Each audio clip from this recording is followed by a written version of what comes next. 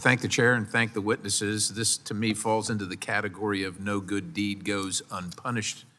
To me, the radical left has been so hell-bent at stopping traditional energy, power, and projects, the things that provide us with nearly every modern imaginable good that we have, and the abuse of the system that we have to do their bidding.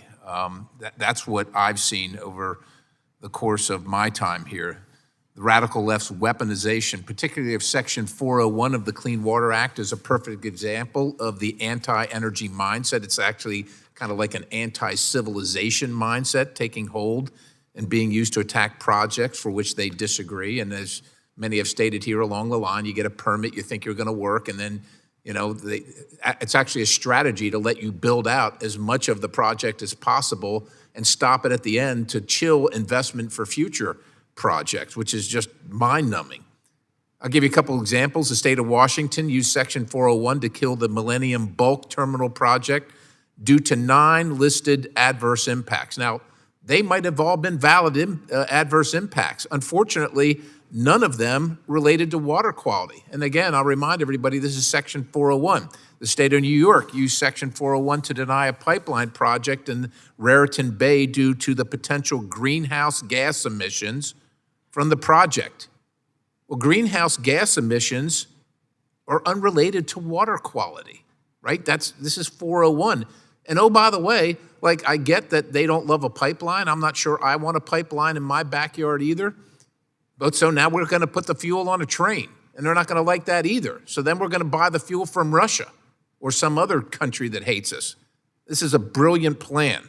The state of Oregon killed an LNG export terminal using Section 401 process. The state of New Jersey denied a water quality permit for a proposed pipeline project, and they actually cited water quality issues.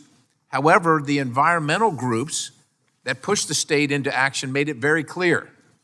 They were just simply in opposition to traditional energy projects.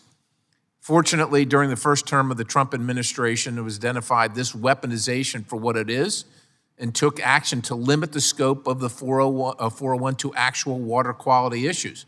And I would cite the gentlelady from Ohio, Representative Sykes. You know, I was alive when the Cuyahoga River was on fire. None of us on this committee, probably none of you in the audience, agree with, a pipe coming out of a factory dumping into a river and filling it with a bunch of stuff that's flammable and killing. Like, none of us agree with that. But that was 50 years ago.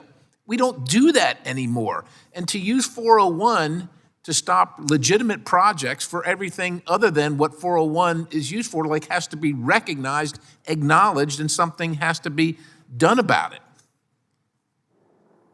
It's vital that Congress acts to make the change permanent. Last Congress, we took action to do so by passing the Water Quality Certification and Energy Protection Improvement Act through this committee and included in an H.R. 1, and it's got to be brought back up and taken across the finish line. It's an important step to stop the radical assault on traditional energy projects. Mr. LaTourette, your Governor Murphy is appointed alternate commissioner to the Delaware River Basin Commission. God bless it. The DRBC, as we know it, is under immense pressure from environmental groups that receive significant federal funding. It's not just paid for by people out in the community that say, well, we want it to, it's paid for by tax dollars to move forward with a ban on hydraulic fracturing. Now, Pennsylvania's got a lot of resources, so does New York. But in doing so, the commission denied Pennsylvanians in the river basin the ability to access the mineral rights that they themselves own, the underpinning of the United States of America and for free society itself. They can't extract it but for the commission's actions. It's also denied the nation and the world a critical source of natural gas at a time of high price and significant volatility in the market. Again, we turn to Russia because of things like the Jones Act and these type of things to buy gas for New England. And I don't want to be paying those rates, but I don't think those people do either. But Pennsylvania can't get its product to market because of this kind of stuff. The DRBC is an unelected group of bureaucrats. Legislation that I've offered, the Drill Now Act, will be reintroduced this week and addresses the misguided power grab by the DRBC. This River Basin Commission, and there's 3 of them in Pennsylvania that cover the state, impose more stringent regulations than the duly elected representatives of the Commonwealth. That kind of stuff has got to end. Somebody has to be accountable, and it can't be people at these commissions that aren't elected and impose these kind of these regulatory prohibitions on the citizenry and our country. I yield the balance.